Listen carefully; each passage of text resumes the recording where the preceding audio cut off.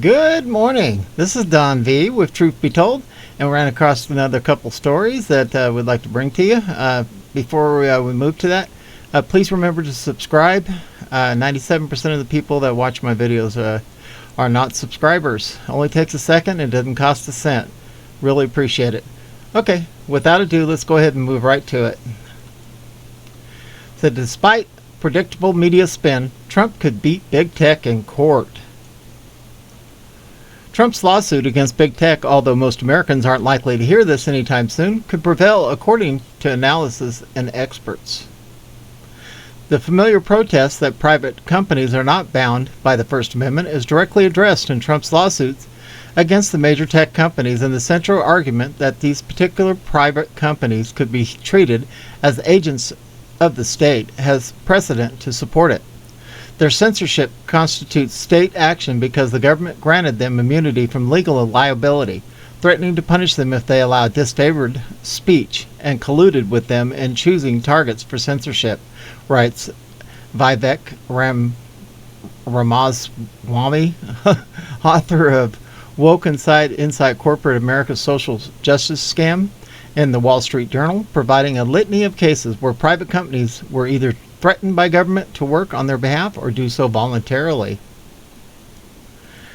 In an October 2020 hearing, as Mr. Trump's lawsuits note, Senator Richard Blumenthal of Connecticut told CEO Jack Dorsey of Twitter and Mark Zuckerberg of Facebook, "The press has used this microphone to spread vicious falsehoods in an apparent attempt to overturn the will of the voters." In the same hearing, he threatened a breakup of the tech giants and Section 230 reform, including possible repeal. Mr. Zuckerberg has called such regulation an existential threat to Facebook. In January, both sites banned by Mr. Trump. Yeah. Even if Messrs. Zuckerberg and Dorsey didn't fear these government threats, the Second Circuit held in Hammerhead Enterprises versus Brenznoff 83 that if government officials' comments can be reasonably interpreted as intimidating, that some form of punishment or adverse regulatory action will follow the failure to accede to the official's request. That's enough to constitute state action. The Ninth Circuit has held that it doesn't matter if the threats were the real motivating force behind the private party's conduct. A growing body of evidence suggests the social media companies have voluntarily worked with Democratic officials to censor content the latter disfavor in Brentwood Academy versus Tennessee Secondary School Athletic Association in 2001. The High Court held that state action exists if the private party's conduct results from significant encouragement, either overt or covert, or if the private party is a willful participant in joint activity with the state of agents, according to allegations and other pending lawsuits. Twitter formed trusted partner relationships with state officials to remove content identified by the officials as November 3rd misinformation, when in reality the content was simply critical of state policies. A group called the America First Policy Institute backed the lawsuit and told members of the press last week they expect the issue to ultimately make it to the Supreme Court. "Ultimately, we're going to take the case all the way," Brooke Rollins, president and CEO of the American First Policy Institute, said Thursday. While the American First Policy Institute is not acting as the legal representation on the case, the group has established a constitutional litigation partnership, which is composed of a team of lawyers who will argue the case. John Cole, a prominent semi-retired D.C. lawyer, is one of the leading attorneys representing Trump. He is best known for his litigation against big tobacco in the 90s. Rollins, who served in the Trump administration Office of American Innovation on the Domestic Policy Council, explained during the Thursday's press call that the legal action is an opportunity for conservatives to take action against the far left agenda. What this case brings to bear is the opportunity to go on offense and to really begin to retake our country and lift the Constitution up, she said. The class action lawsuits filed in conjunction with the American First Policy Institute are the first big move made by Trump since leaving the White House. The suits target Facebook, Twitter, Google, and the corporate CEOs. Trump is the lead representative. With all the talk about whether or not Trump will make another run at the White House in 2024, it's hard not to think these lawsuits might make that contest exceedingly difficult for him, and the media is already spinning the class action suits as eye-roll worthy and frivolous. But if there's one thing the former prez seems to enjoy most, it's proving the press wrong. Perhaps this is exactly where his talents are best served, and should he win, might make the most meaningful positive change for his supporters. Editor's note: if they can ban Trump, they can ban us. Support conservative journalism and stand up for big tech censorship. Yippee. All right, moving on. Google hit with $590 million fine for not paying publishers. Google was fined $590 million Tuesday by French regulator Tuesday for failing to negotiate with news publishers for use of their content. France's competition authority issued the roughly $590 million fine, with Google repeatedly violating April 2020 orders, forcing the company to pay news publishers to display their content and search results.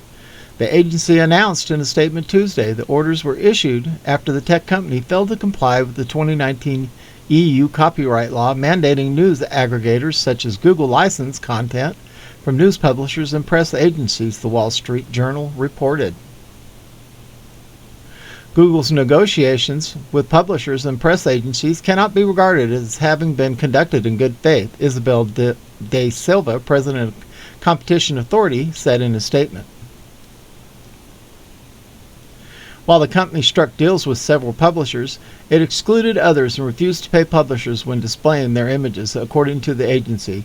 The company also failed to negotiate deals with news agencies seeking compensation when Google would display their syndicated content on other outlets, sites, and search results, the agency said.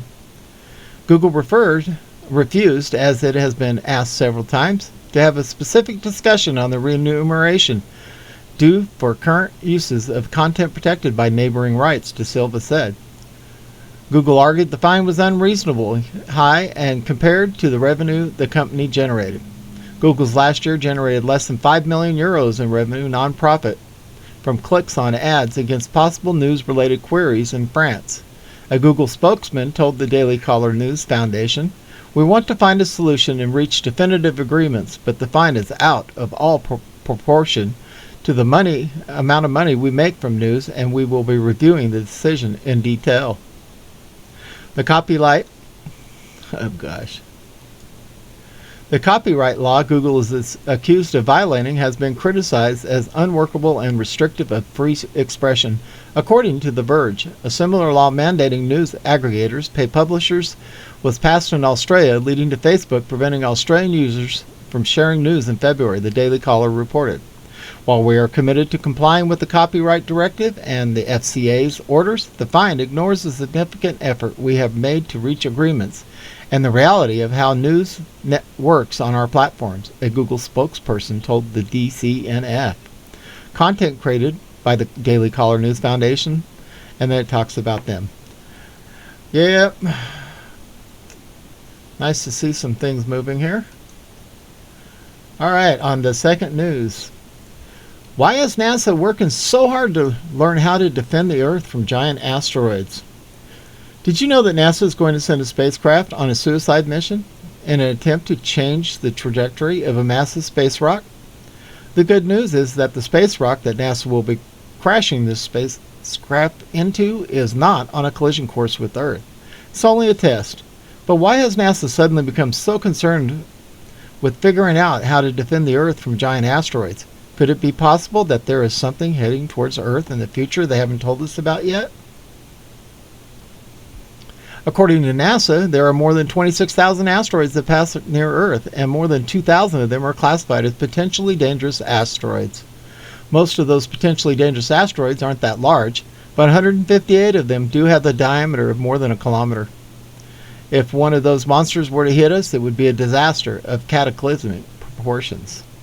Of course, there are countless other space rocks that our scientists have not discovered yet, and those probably represent the greatest threat, because if you don't see a threat coming, you can't get prepared for it in advance.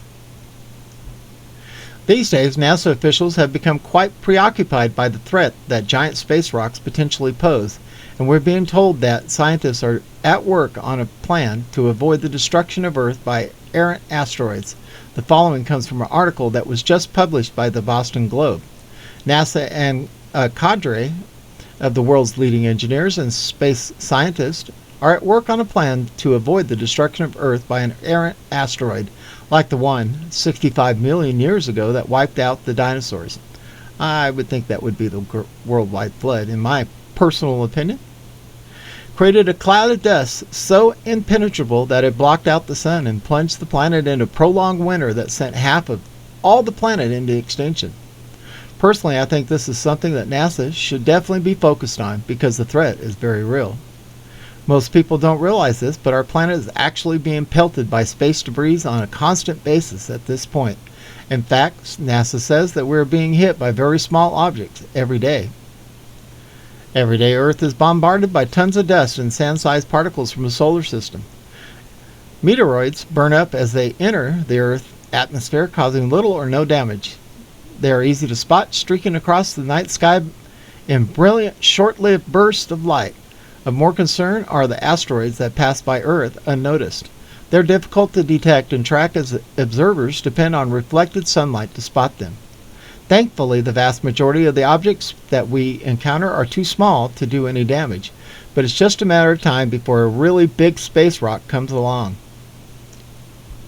NASA officials like to give the impression that they have a really good idea of what's going on up there, but the truth is that our ability to detect large space rocks is still quite limited. In May, a potentially hazardous asteroid that came close to Earth was only discovered about a week before it arrived. The reason why 2021 K21 is news is that NASA estimates it's between 492 feet, 150 meters, and 1,082 feet, 330 meters in diameter.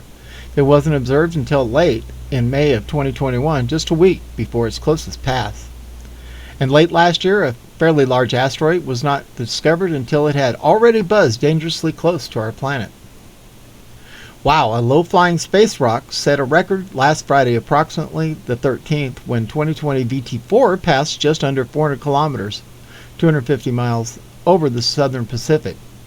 The asteroid was spotted by the Asteroid Terrestrial Impact Last Alert System survey of the Mauna Loa Observatory in Hawaii in the early morning hours of Saturday, November 14th, just 15 hours after approach. This is not uncommon for fast movers, especially asteroids that are coming at Earth from a sunward blind spot like the 2020 VT4. It says, so if a major threat is headed our way, we may or may not see it coming in advance. If we do have advance warning that a huge asteroid is coming, obviously we would want to try to do something about it with such a scenario in mind. NASA will soon be crashing the DART spacecraft into a giant space rock called Dimorphos. Developed by a team of scientists from the Johns Hopkins University Applied Physics Laboratory and NASA's Planetary Defense Coordination Office. DART is an unmanned, remotely controlled astronomical suicide mission designed to nudge an asteroid that is half a mile in diameter out of its orbit. Doomsayers take note. This is only a test. The asteroid in question, Didymos, Greek for twin, and so named because it's discovered to be paired with its own small moon, is not actually on a collision course with the Earth. Sometime between Thanksgiving week, perhaps as soon as the evening of November 23rd and February 2022, the team behind DART will launch it from Vandenberg Space Force Base in California on a SpaceX Falcon 9 rocket.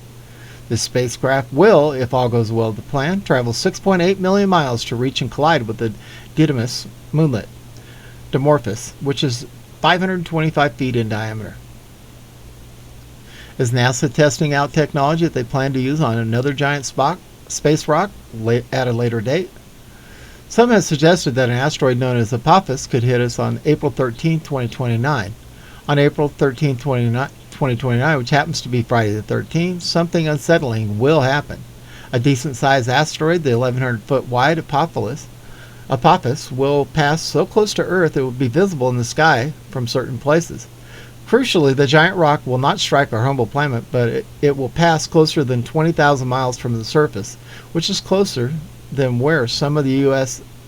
most prized weather satellites orbit. But NASA insists the Apophis will not hit us for at least a century. After its discovery in 2004, asteroid 99942 Apophis had been identified as one of the most hazardous asteroids that could impact Earth, but that impact's assignment changed as astronomers tracked Apophis and its orbit became better determined.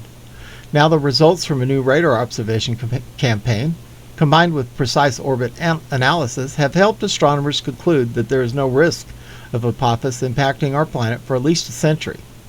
Estimated to be about 1,100 feet across, Apophis quickly gained notoriety as an asteroid that could pose a serious threat to Earth when astronomers predicted that it would come uncomfortably close in 2029. Thanks to additional observations of the near-Earth object, the risk of impact in 2029 was later ruled out, as was the potential impact risk posed by another close approach in 2036. The orbit of Apophis is now very well known by astronomers all over the globe. To me, all of the giant space rocks that are floating around up there that we do not know about represent a much greater threat. Unfortunately, the number of large space rocks going by our planet has been steadily increasing, and I believe there is a good chance that we could see an asteroid impact long before 2029 ever rolls around. If NASA officials know about such a threat, or for now they aren't admitting that to the public. But they are admitting that they are trying to figure out how to deflect a very large asteroid, and that should definitely be getting our attention. Wow, a lot of alleged information there. Gotta say alleged. Keep forgetting. At any rate, please subscribe. We appreciate all the subscribers we can get. This is Don V with Truth Be Told, broadcasting out of Arizona, and we are out of here.